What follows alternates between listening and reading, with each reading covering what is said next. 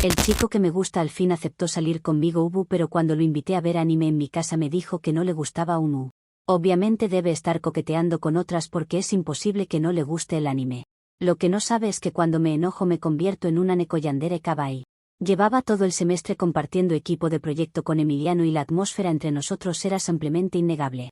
Desde el primer día en que el profesor nos asignó la misma mesa de trabajo, supe que el destino había puesto en marcha una historia predestinada. Cada vez que nos sentábamos a revisar los avances de la materia, yo sentía una vibra especial flotando en el aire. Él no era como los otros chicos ruidosos del salón que solo hablaban de fútbol o fiestas aburridas. Su mirada reservada me transmitía la profundidad clásica de un protagonista misterioso que guarda un gran secreto Ubu. Para mí, cada pequeña interacción cotidiana era una señal evidente de que estábamos desbloqueando la ruta canónica del romance perfecto. Si yo olvidaba mis apuntes, él me prestaba sus hojas sin dudarlo ni un segundo. Cuando me pasaba un marcador durante las exposiciones, siempre me decía, gracias, Nancy, acompañado de una sonrisa tímida y encantadora. Esos gestos no podían ser simples actos de educación universitaria ordinaria. En mi cabeza estaba clarísimo que Emiliano sentía una conexión cósmica conmigo, aunque todavía no supiera cómo exteriorizarla. Analicé su comportamiento durante semanas enteras con la precisión de quien estudia el guión de una serie de culto. Su timidez al hablarme no era desinterés, sino la clásica coraza protectora de los chicos que temen ser rechazados por su chica ideal. Yo sabía perfectamente que él necesitaba una pequeña ayuda para dar el gran salto emocional. No podía dejar que nuestro romance se quedara estancado por culpa de sus inseguridades de héroe incomprendido. Era mi deber como su contraparte femenina tomar la iniciativa y guiarlo con delicadeza hacia el desenlace que ambos merecíamos. Así fue como puse en marcha un plan adorable para hacerle saber que yo estaba completamente disponible para él. Empecé a dejarle notas adhesivas de colores pastel en sus libretas, escritas con frases románticas en japonés que yo misma traducía con esmero. También le enviaba indirectas musicales a través de estados compartidos y le dibujaba pequeños personajes tiernos en las esquinas de sus borradores de trabajo. Durante casi un mes mantuve esa sutil campaña de conquista esperando su momento de iluminación. Finalmente, tras semanas de insistencia tierna de mi parte, Emiliano aceptó mi invitación para ir por un café saliendo de la facultad. Aquella tarde me arreglé con una dedicación absoluta, eligiendo un conjunto de falda tableada y accesorios que resaltaran mi lado más dulce. Me miré al espejo convencida de que esa cita marcaría el inicio oficial de nuestra temporada como pareja. Llegué a la cafetería universitaria con el corazón latiendo a 1000 por hora y una sonrisa triunfante. Cuando vi a Emiliano sentado en una mesa del rincón esperándome, sentí que todo el esfuerzo previo había valido la pena. Estaba lista para regalarle la cita más memorable de su vida. El trayecto hasta la mesa y los primeros minutos de charla se sintieron exactamente como una escena de apertura animada. Él vestía una sudadera sencilla y se mostraba algo callado, lo cual yo interpreté de inmediato como nerviosismo puro por estar a solas conmigo. Pedimos 2 cafés helados y yo me dediqué a amenizar la tarde contándole anécdotas llenas de referencias a mis historias favoritas. Cada vez que la sentía con la cabeza, yo sentía que estábamos en perfecta sincronía. Era el escenario ideal para lanzar mi propuesta maestra y sellar nuestro pacto. Mientras terminábamos nuestras bebidas, decidí que la cafetería pública era un espacio demasiado genérico para la profundidad de nuestro lazo. Necesitábamos un lugar privado donde pudiéramos conectar a un nivel mucho más íntimo y significativo. Le propuse de inmediato dejar la cafetería e ir directo a mi departamento para hacer un maratón legendario de anime. Le expliqué que ya tenía preparadas botanas temáticas japonesas, dulces importados y la lista perfecta de episodios para ver abrazados en el sillón. Estaba completamente segura de que mi oferta lo dejaría maravillado y agradecido Ubu. Sin embargo, en cuanto terminé de hablar, su rostro cambió por completo y la atmósfera mágica se rompió en pedazos. Emiliano puso una expresión de incomodidad absoluta, arrugó la frente y me miró como si le hubiera hablado en un idioma extraterrestre. Con un tono seco y cortante, me dijo que no le gustaba el anime para nada y que le parecía una pérdida de tiempo. Agregó que él prefería 1000 veces pasar la tarde haciendo deporte o viendo resúmenes de partidos en su televisión. Para rematar, se levantó de la silla diciendo que estaba cansado y que prefería irse a descansar solo a su casa Unu. Me quedé sentada en la mesa con el café a medio terminar, sintiendo como mi mente colapsaba en una parálisis total de desconcierto. No existía ninguna lógica en sus palabras ni en su repentina prisa por marcharse. Estadísticamente es imposible que a un chico joven en pleno siglo XXI no le guste el anime ni la cultura pop japonesa. Todo el mundo consume contenido de animación o al menos disfruta de una buena historia de acción ilustrada. Su supuesta aversión hacia mis gustos no tenía ningún sustento racional. Tras un par de minutos procesando el golpe, até los cabos sueltos y descubrí la oscura verdad detrás de su rechazo. Nadie con 2 dedos de frente cancela un maratón exclusivo en un departamento privado a menos que tenga una segunda cita programada esa misma tarde. Emiliano estaba usando una excusa barata e infantil para salir huyendo y verse a escondidas con otra persona. Su fachada de chico tímido e inocente se derrumbó ante mis ojos para revelar a un auténtico mujeriego manipulador. Había estado jugando con mis ilusiones durante meses mientras mantenía a otra chica en las sombras. Me invadió una furia ardiente al comprender la dimensión de la burla a la que me había sometido frente a toda la cafetería. Yo le había entregado mi tiempo, mis notas personalizadas y mi ternura más pura, solo para recibir un desprecio disfrazado de desinterés deportivo. Si él creía que podía desecharme como a un personaje secundario sin consecuencias, estaba cometiendo el peor error de su existencia. No iba a permitir que se riera de mis sentimientos mientras corría a los brazos de alguna intrusa cualquiera. La traición requería una respuesta contundente e implacable. En ese mismo instante juré desatar mi faceta oculta y activar mi modo Neko Yandere Kawaii sin contemplaciones. Cuando alguien intenta destruir un lazo que fue predestinado por el universo, proteger lo que te pertenece por derecho no es maldad, sino un acto de estricta justicia poética. Si Emiliano pensaba que se libraría de mí con una mentira tan mediocre, estaba a punto de conocer el verdadero alcance de mi determinación. Mi ternura había terminado y ahora comenzaba una cacería implacable para desenmascarar a sus amantes y reclamar el romance que me arrebató. Comentarios de la historia principal. Usuario Anónimo 1 dice: dime por favor que esto es una broma inventada en un foro de comedia. Decir que es estadísticamente imposible que a un tipo no le guste el anime solo para no aceptar que te batearon en la primera salida es el nivel más patético de negación que he leído en años. El tipo solo quería tomarse un café normal y salir huyendo de tu intensidad. Respuesta de la OP: no hables sin saber sobre demografía global y tendencias culturales de nuestra generación. El 90% de la juventud consume animación japonesa y los que dicen que prefieren los deportes solo fingen para encajar con gente básica y sin personalidad. Si tú eres conformista no es mi problema, pero yo sé perfectamente cuando un hombre miente para ocultar a una amante. Usuario Anónimo 2 dice: tienes más de 20 años y estás en la universidad, por el amor de Dios deja de hablar de activar tu modo Neko Yandere Kawaii. Suenas completamente ridícula creyéndote un personaje de caricatura peligrosa cuando en la vida real solo eres una chica a la que dejaron plantada por intensa. Madura un poco y aterriza en el mundo real. Respuesta de la OP: sigan burlándose y subestimando el dolor de una chica con el corazón roto por una traición imperdonable. La ficción siempre se queda corta comparada con la furia de una mujer decidida a defender lo que le pertenece. Cuando la verdad salga a la luz y todos vean la clase de farsante que es Emiliano, se van a tener que tragar cada una de sus palabras. Actualización 1. Han pasado 3 días desde mi primera publicación y la investigación sobre la doble vida de Emiliano no se detuvo ni un solo segundo. No me iba a quedar llorando en mi habitación mientras ese farsante se burlaba de mí a mis espaldas. Pasé noches enteras con la luz apagada monitoreando cada uno de sus movimientos en redes sociales. Revisé meticulosamente su lista de seguidos, los comentarios antiguos que había dejado y las publicaciones que recibían su interacción habitual. Mi intuición no fallaba. Detrás de su fachada de estudiante tranquilo se escondía una red de mentiras que yo estaba a punto de desmantelar. La prueba irrefutable apareció durante la madrugada del segundo día mientras analizaba sus registros públicos más recientes. Descubrí que Emiliano le había dado un me gusta a una fotografía casual de Claudia, la representante estudiantil de nuestra facultad.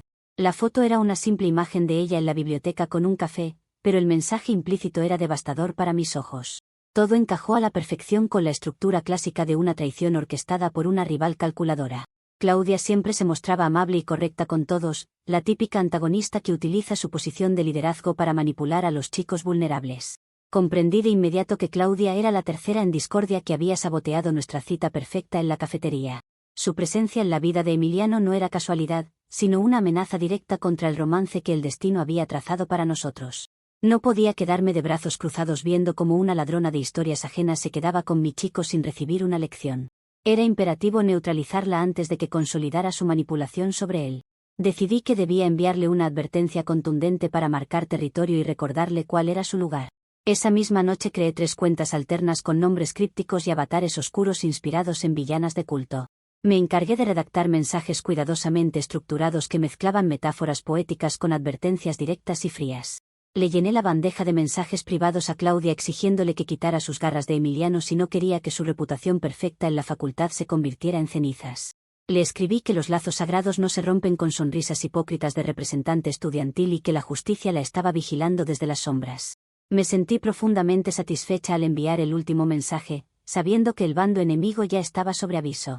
A la mañana siguiente asistí a la clase en el laboratorio de cómputo de la facultad con la adrenalina corriendo por mis venas. Me senté estratégicamente 3 filas detrás de Emiliano para observar cada uno de sus gestos y reacciones. Noté que miraba su teléfono con frecuencia y conversaba en voz baja con sus compañeros habituales, lo cual interpreté como el impacto psicológico de mis advertencias. A mitad de la sesión, Emiliano se levantó de su asiento para ir al baño de la planta baja. Dejó su chaqueta deportiva de color azul marino colgada descuidadamente sobre el respaldo de su silla. Mi pulso se aceleró al ver la oportunidad dorada que el universo estaba poniendo en mis manos. Esperé a que el profesor se distrajera revisando una pantalla en el extremo opuesto del aula para actuar con absoluta precisión. Me levanté simulando que iba a tirar una envoltura al cesto de basura cercano a su lugar. Con un movimiento rápido y sigiloso, descolgué la chaqueta de Emiliano, la doblé en 2 segundos y la deslicé al fondo de mi mochila antes de que nadie pudiera notar la maniobra. Regresé a mi asiento con el corazón latiendo con fuerza, pero con una calma triunfal reflejada en el rostro. Cuando Emiliano regresó del baño unos minutos después, lo vi buscar su prenda por debajo de la mesa y alrededor de los escritorios contiguos. Preguntó a un par de compañeros si habían visto su ropa, pero todos estaban demasiado concentrados en sus prácticas como para prestarle atención. Ver su desconcierto me causó una ternura inmensa mezclada con una sensación de control absoluto. Pensó que simplemente la había olvidado en algún casillero o en la entrada del edificio. Recogió sus cosas con prisa al terminar la clase y se marchó sin sospechar que su tesoro ya estaba a salvo en mi poder. Caminé de regreso a mi departamento abrazando mi mochila contra el pecho como si llevara el objeto más sagrado del mundo. Al llegar a mi habitación, saqué la chaqueta con sumo cuidado y la extendí sobre mi cama para admirarla. Tenía impregnado su aroma a loción cítrica y detergente fresco, la esencia pura del chico que el destino había elegido para mí. Sentí una conexión física y espiritual instantánea al ponérmela frente al espejo. Era un poco grande para mis hombros, pero me hacía lucir exactamente como la heroína que comparte la armadura de su compañero de batallas. Pasé el resto de la tarde abrazando su ropa mientras repasaba mis apuntes y diseñaba la siguiente fase de mi estrategia. Tener una pertenencia suya en mi espacio privado me daba una ventaja emocional gigantesca sobre cualquier rival que intentara interponerse. En muchas culturas ancestrales y relatos épicos, tomar una prenda de la persona que amas es un pacto simbólico de pertenencia mutua y fidelidad eterna. No había cometido ninguna falta, simplemente había resguardado una parte de él para mantener vivo nuestro vínculo frente a las intrigas de Claudia. Esa chaqueta se convirtió en mi amuleto de poder para planear los próximos pasos con una mente fría y calculadora. La colgué junto a mi propio armario, asegurándome de que recibiera ventilación adecuada para que no perdiera su esencia característica. Cada vez que la miraba, recordaba que Emiliano solo estaba temporalmente confundido por las artimañas de la representante de grupo. Mi misión era rescatarlo de esa influencia tóxica y demostrarle que solo yo era capaz de cuidarlo con la devoción que él merecía. La historia estaba lejos de terminar y yo llevaba la delantera en este tablero de ajedrez. Sin embargo, las cosas comenzaron a ponerse tensas cuando revisé mi teléfono antes de dormir y vi que Claudia había publicado una queja en sus redes sobre mensajes de acoso. Decía que no toleraría amenazas cobardes y que llevaría capturas a las autoridades del campus si la situación continuaba. Lejos de asustarme, su reacción me confirmó lo predecible y básica que era su personalidad defensiva. Una verdadera rival habría aceptado el desafío con dignidad en lugar de lloriquear buscando la protección del decanato. Me fui a dormir con una sonrisa confiada, lista para recordarle a Emiliano a quien le pertenecía su lealtad. Comentarios de la actualización 1. Usuario Anónimo 1 dice, ¿te estás leyendo a ti misma? Literalmente acabas de confesar que le robaste la chaqueta a un compañero en medio de una clase y te fuiste a tu casa a olerla como una desquiciada. Eso no es ningún pacto ancestral ni ninguna tontería romántica. Es un delito de hurto y una señal gravísima de que necesitas ayuda profesional urgente. Respuesta de la OP. Ustedes reducen los gestos más profundos del alma a leyes aburridas porque jamás han sentido una pasión arrolladora en sus vidas vacías. En las tradiciones clásicas tomar una prenda simboliza el resguardo del honor de tu pareja frente a las tentaciones del mundo exterior. No le robé nada a nadie, solo rescaté un objeto de la persona que está vinculada a mi destino. Usuario Anónimo 2 dice, acosar a la representante de tu salón con cuentas falsas y poemas amenazantes por un maldito like demuestra que estás completamente desconectada de la realidad. Claudia ni siquiera sabe quién eres ni qué te pasa por la cabeza y ya le estás arruinando la paz mental. Deja de proyectar tus inseguridades enfermizas en gente inocente. Respuesta de la OP. Claudia sabe perfectamente el veneno que esconde detrás de su carita de niña buena y representativa. Solo una persona increíblemente ingenua se esperaría a verlos tomados de la mano para reaccionar ante una rival evidente. Yo tengo la capacidad de leer las intenciones ocultas de la gente antes de que destruyan lo mío y no me voy a disculpar por ser precavida. Hey chismesaurios, paso un momento, sí, rapidísimo, para recordarles que si quieren más chismes pueden seguir el canal de Chismesauria. Estamos subiendo 2 videos al día en donde contamos las historias con la perspectiva del hombre, con la perspectiva de aquel que enfrenta a las locas. Así que si te gusta este tipo de contenido, muy probablemente el de la Chismesauria también te va a encantar. Nos vemos por allá, un saludo. Actualización 2. Ha pasado una semana desde que rescaté la chaqueta de Emiliano y la tensión en mi entorno no ha hecho más que multiplicarse exponencialmente. Durante todos estos días mantuve una vigilancia discreta pero implacable sobre cada paso que él daba dentro de las instalaciones universitarias. Me aseguré de memorizar sus horarios de salida, los pasillos que frecuentaba y los grupos con los que se detenía a conversar entre módulos. Sabía que un chico bajo la influencia de una manipuladora como Claudia cometería un error tarde o temprano. Mi paciencia táctica estaba a punto de dar frutos frente a la verdad. El viernes por la tarde decidí que era momento de realizar un seguimiento directo cuando lo vi salir del campus solo y apresurado. Me coloqué la capucha de mi sudadera y lo seguí a una distancia prudente de unos 20 metros para no levantar sospechas. Caminamos durante 4 cuadras largas bajo el sol de la tarde hasta llegar a una tienda de conveniencia ubicada en la esquina de una avenida transitada.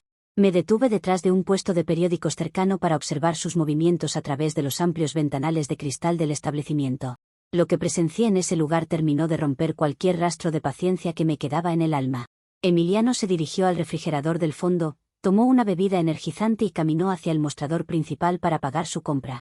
La cajera era una chica joven con el cabello teñido que no paraba de sonreírle mientras escaneaba el producto en la caja registradora. Lejos de mantener una distancia prudente y educada, Emiliano se apoyó en el mostrador, se rió a carcajadas de algún comentario de la empleada y le respondió con una familiaridad asquerosa. Le dedicó exactamente la misma sonrisa cálida y brillante que solía darme a mí cuando compartíamos apuntes en el laboratorio. Verlo coquetear descaradamente con una completa extraña me demostró que su descaro no tenía límites ni decencia. En ese instante sentí que la sangre me hervía en las venas y que el velo de la mentira se caía de golpe ante mis ojos. No solo estaba Claudia en su radar de conquistas secretas, sino que además era incapaz de contener sus impulsos mujeriegos frente a cualquier mujer que le cobrara un refresco. Su negativa a ver anime conmigo jamás fue una cuestión de gustos personales, sino el síntoma evidente de un don Juan compulsivo que no sabe comprometerse con una mujer devota. Decidí que la farsa tenía que terminar en ese mismo estacionamiento, frente a los ojos del mundo y sin derecho a réplica. Rápidamente abrí mi mochila, saqué su chaqueta deportiva azul marino y me la puse encima para que el impacto visual de nuestra conexión fuera demoledor. Caminé a paso firme hacia la salida de la tienda justo en el segundo exacto en que las puertas automáticas se abrían para dejarlo salir. Me planté frente a él a menos de 1 metro de distancia, bloqueándole el paso hacia la acera con una mirada fija y penetrante. Emiliano se detuvo en seco, abrió los ojos con sorpresa mayúscula y su expresión pasó del desconcierto al puro nerviosismo en una fracción de segundo. Le grité con todas mis fuerzas que dejara de fingir su papel de santo y que mi paciencia se había agotado definitivamente esa misma tarde. Le dije que había visto con mis propios ojos cómo le coqueteaba a la cajera y que mi modo oscuro no iba a tolerar más humillaciones públicas ni privadas. Le exigí en un tono severo e inapelable que me entregara su teléfono celular en ese instante para revisar sus conversaciones privadas. Le advertí que iba a borrar a Claudia, a la cajera y a cada una de sus amiguitas de la facultad para que pudiéramos empezar nuestra relación desde la lealtad absoluta. La reacción de Emiliano fue completamente desmedida, cobarde y llena de una agresividad verbal que jamás esperé de alguien como él. En lugar de disculparse con humildad por haber sido descubierto en su juego sucio, me miró con una mezcla de pánico y repulsión absoluta en el rostro. Empezó a retroceder torpemente hacia la pared de la tienda mientras me gritaba histérico que yo estaba completamente loca y desquiciada. Con un tirón violento y brusco, me arrebató la chaqueta de los hombros, dejándome tambaleando sobre el pavimento del estacionamiento. La gente que caminaba por la acera y los clientes que estaban dentro de la tienda se quedaron mirando el espectáculo con caras de asombro. Emiliano me señaló con el dedo tembloroso, con los ojos desorbitados por el miedo de verse expuesto en su propia hipocresía. Me gritó que no me volviera a acercar a él en mi vida, que dejara de seguirlo y que no se me ocurriera dirigirle la palabra nunca más en la universidad. Dio media vuelta a toda velocidad y salió corriendo por la avenida como si estuviera huyendo de un peligro imaginario, abrazando su chaqueta recuperada. Me quedé parada en medio del estacionamiento sintiendo como la indignación me quemaba el pecho mientras los murmullos de los curiosos me rodeaban. Me acomodé la ropa con toda la dignidad que pude reunir, levanté la barbilla y caminé hacia la parada del autobús sin mirar a nadie. Era francamente patético ver cómo un hombre hecho y derecho colapsaba de terror en cuanto una mujer con carácter le exigía un estándar básico de fidelidad y respeto. Su escape apresurado solo confirmaba que tenía la conciencia repleta de culpas y secretos inconfesables que no podía sostener frente a mí. Al llegar a mi departamento me lavé la cara, Me preparé una taza de té caliente y tomé mi teléfono para enviarle un mensaje largo explicándole que aún podíamos solucionar esto si mostraba arrepentimiento sincero.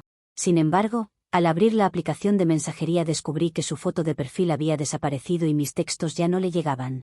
Intenté marcar a su número celular directamente y la llamada fue desviada al buzón tras el primer tono de timbrado. A los 10 minutos confirmé que me había bloqueado de WhatsApp, llamadas tradicionales, redes sociales y cualquier canal de comunicación posible. Sentí una mezcla de desprecio y lástima profunda al darme cuenta del nivel de cobardía que caracterizaba a Emiliano. Es sumamente indignante ver cómo alguien a quien le entregaste tu devoción, tu tiempo y tu protección emocional prefiere esconderse como una rata antes que afrontar una conversación madura. Se victimizó ante la primera confrontación seria para no tener que admitir que era un adicto a la atención femenina incapaz de valorar a una chica leal. Pero si creía que un simple bloqueo digital iba a borrar sus pecados y silenciar mi voz, estaba viviendo en una fantasía ridícula. Me senté frente a mi computadora portátil con una determinación renovada y una frialdad que jamás había experimentado en mi vida.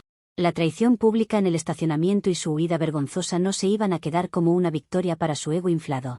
Si él había decidido declararme la guerra bloqueándome como a una extraña, iba a tener que asumir las consecuencias de sus actos ante las máximas autoridades de la institución. Nadie pisotea los sentimientos de una mujer entregada y se marcha ileso como si nada hubiera ocurrido.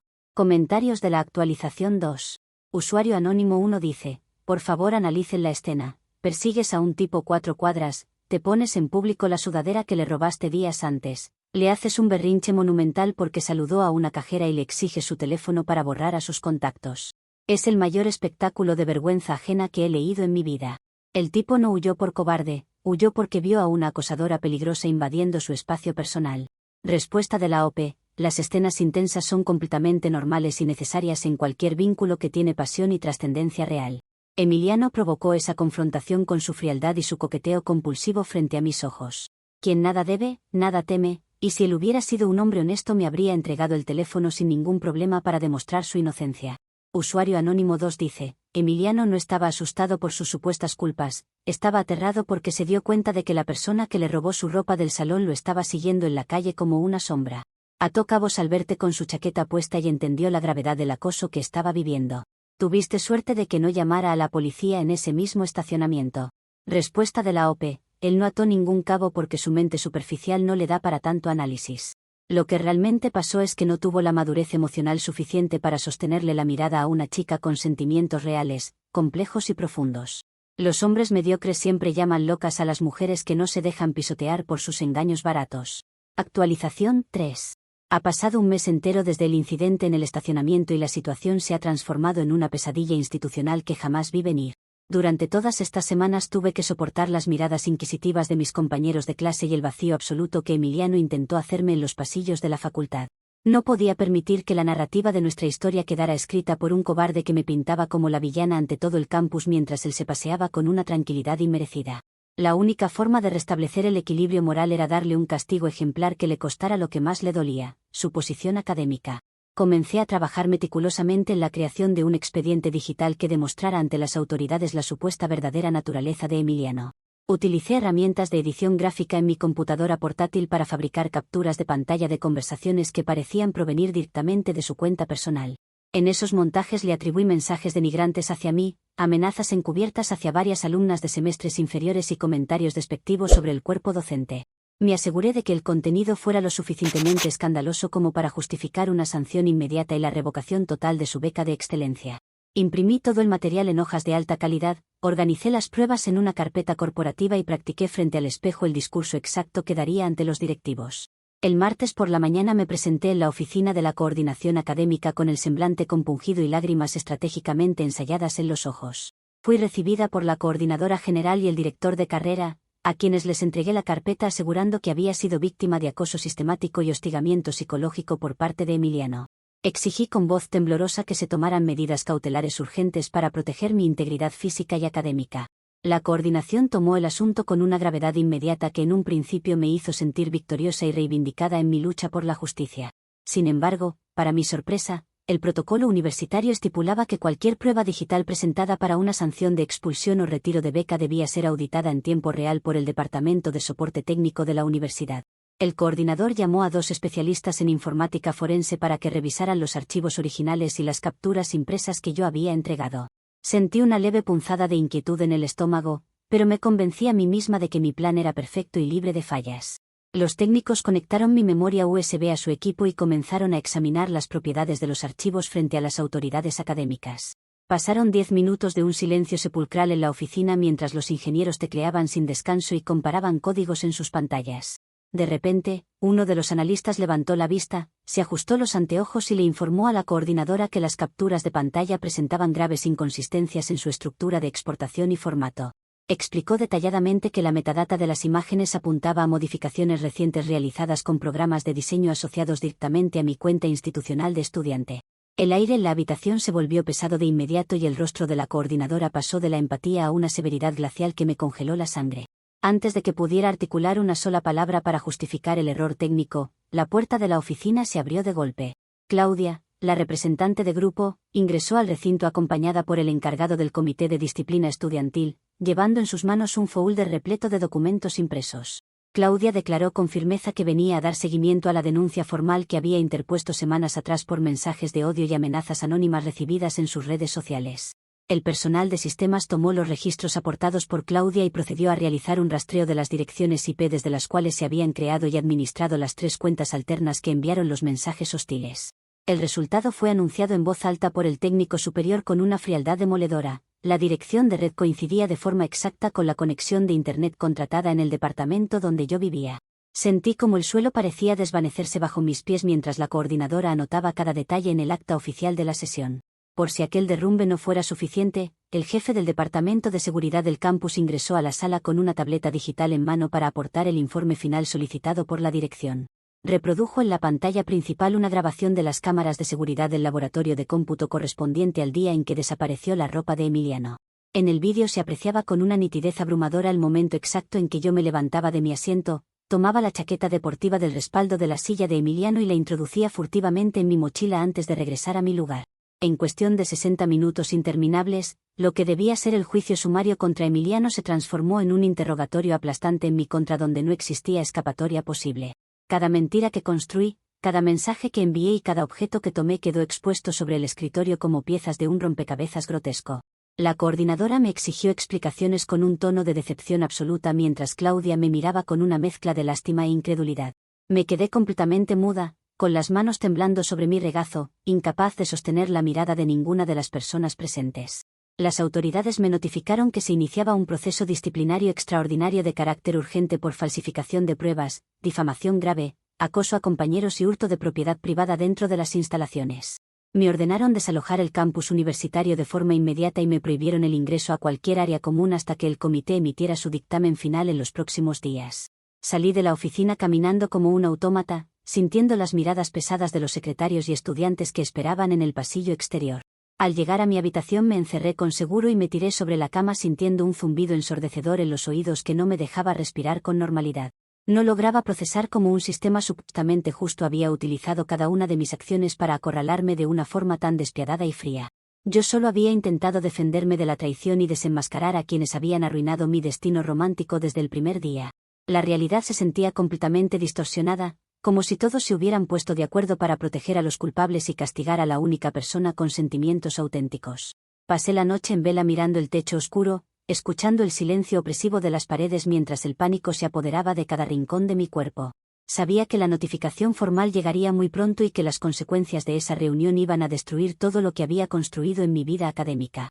No había margen de maniobra, ni aliados a quienes acudir, ni excusas que pudieran revertir la evidencia digital que la universidad tenía en su poder.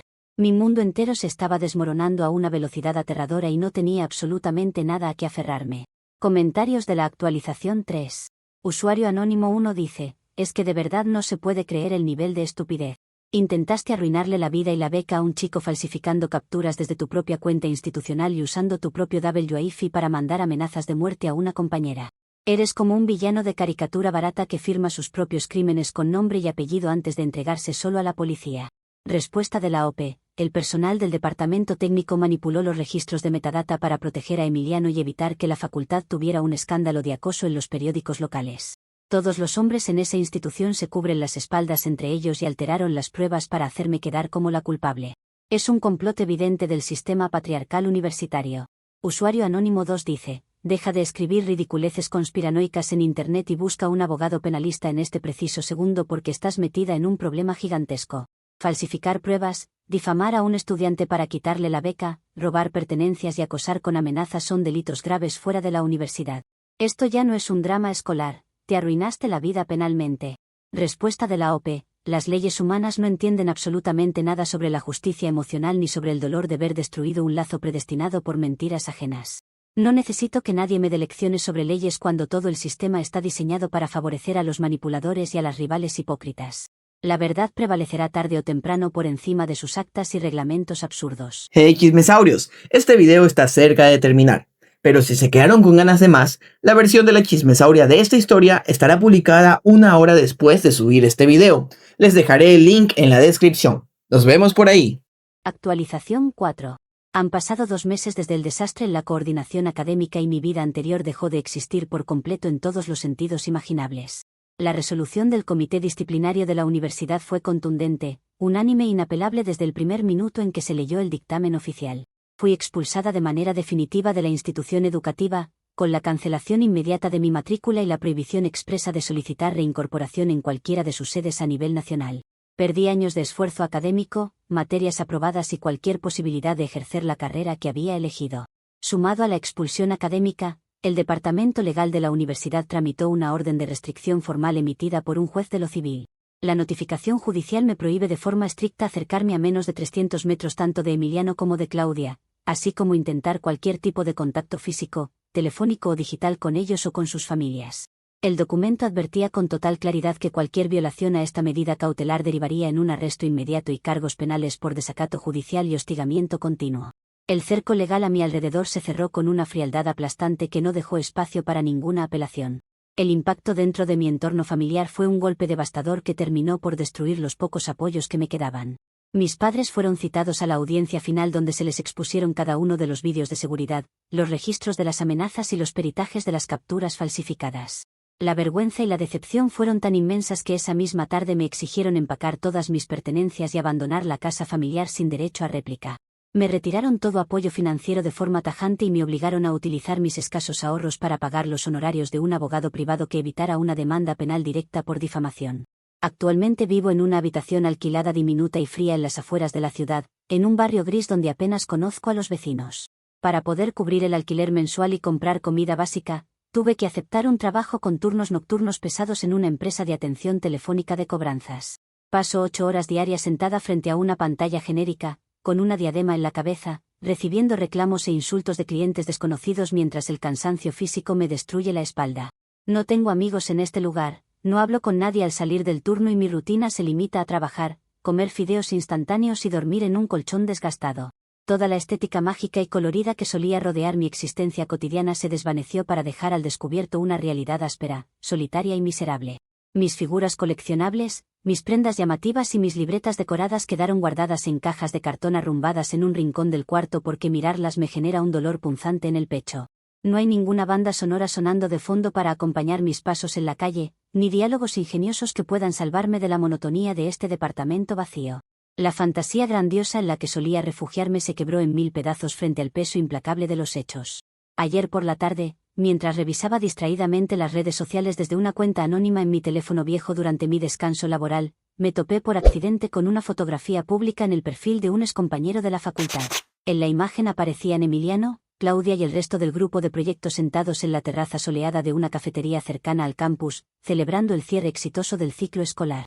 Todos sostenían vasos de café helado, sonriendo con una tranquilidad absoluta, luminosa y genuina, como si mi paso por sus vidas hubiera sido apenas una sombra insignificante que el viento ya había borrado.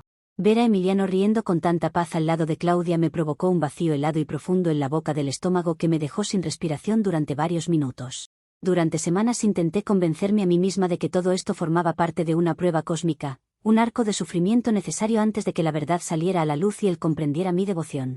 Pero al mirar esa pantalla iluminada en medio de mi cubículo de trabajo, la disonancia en mi cabeza chocó violentamente contra la realidad más simple y despiadada de todas. No había ningún complot orquestado, ni villanas de telenovela, ni una pasión incomprendida que justificara semejante desastre. La fachada de heroína trágica y justiciera que construí con tanto esmero para justificar mis impulsos se derrumbó por completo ante mis propios ojos cansados.